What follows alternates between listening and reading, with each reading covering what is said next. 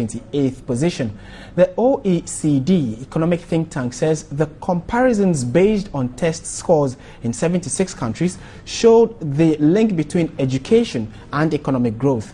According to the report, if Ghana, the lowest ranked country, achieved basic skills for all its 15-year-olds, it would expand its current GDP by 38 times over the lifetime of today's youngsters. The analysis based on test scores in math and science is a much wider global map of education standards.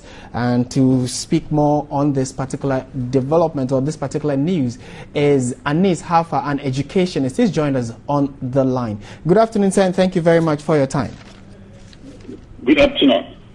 Is there any truth at all in these analysis or research that has placed Ghana at the bottom? Well, you want to look at it like this. The OECD report is it's an international report. Right. And I doubt very much that they will play with their credibility. And also, not only that, I think they do this kind of reports almost every year. And I think it's recognized worldwide. But Ghana, over the years, like you're saying, we seem to have also put in a lot to build our educational system. Is it that we are not doing it right, or we have not succeeded in helping our children in any way? Well, look at, now that's a good question. If you look at the top countries, Singapore, Hong Kong, South Korea, and the rest of it, what you want to look at is, first of all, the environment in which the young people study, and compare that environment, meaning the school site, the cleanliness of the area, availability of toilets, and that sort of thing. All of those things help with cognitive abilities. And then compare it to what we have here, where every school almost sits in dust. So these things should inform us in terms of the quality that we're looking for. That's one. The other thing is that if you look at a place like Finland, for example, they select their best brains for the teaching profession. In fact, in Finland, it's more difficult to get into the School of Education than it is to get into medical school.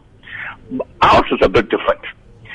We select almost anybody to be a teacher, but then the training itself, assuming that we've selected people, which is fine, but the training itself has to be done with ICT loaded type activities. Here we are in the 21st century, where we are training teachers to chew, pour, pass, and forget. These things do not augur well for raising a caliber of young people in this country who can lead the country. Now, the other thing I also want to point out to you is that we have the University of Cape Coast, which is in the central region. We have the Education Winneba. University of Education Winneba. University of Education in Winneba, right, which is also in the central region. But some of the worst courses in the country come from central region. What does that tell you? The idea is that we have to begin to really look at best practices in other places.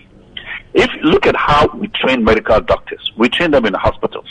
Look at how we train nurses, we train them in hospitals. Now, in terms of training people who are going to teach, the training should be done at the school sites, not in lecture rooms.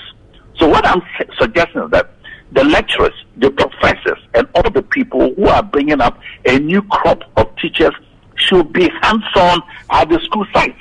There's no reason in the world why we have two of our best training institutes in the central region, but the same region produce some of the worst results.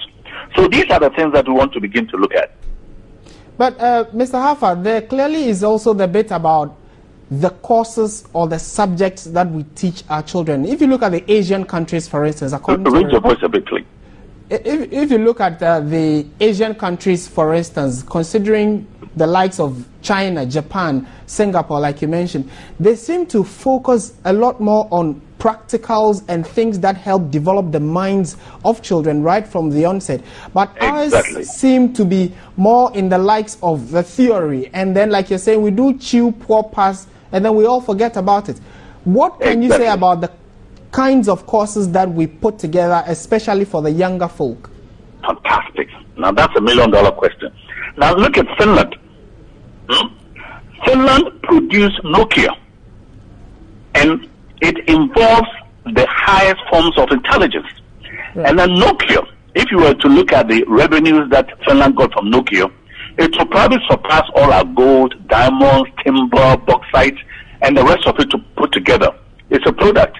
If you look at South Korea, it's the same thing. Look at their product, the Samsung. In fact, I'm talking to you on a Samsung right now.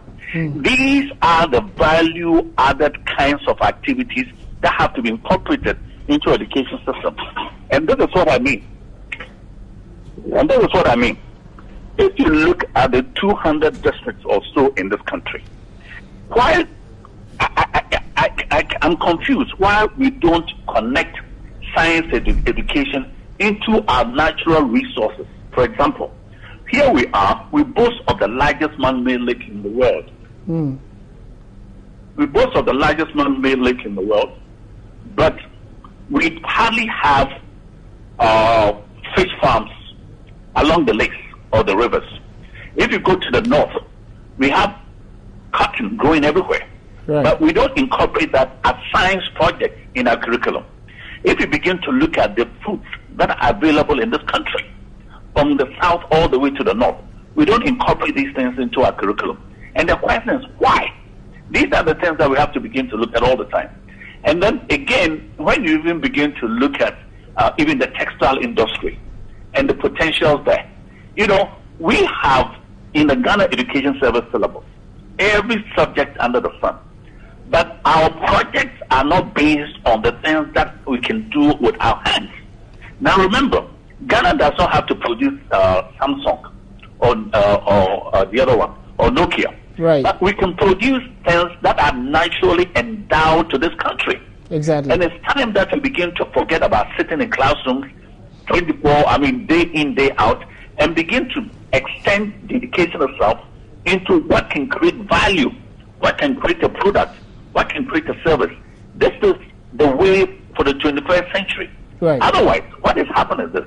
We sit behind desks, we copy, we memorize, we produce them for exams, we get certificates, and then the certificates are useless because they are not targeted at particular things that we can do. Exactly. These are some serious times, and when we have reports like these, it begins to show us the direction that this country should be going. That is the idea.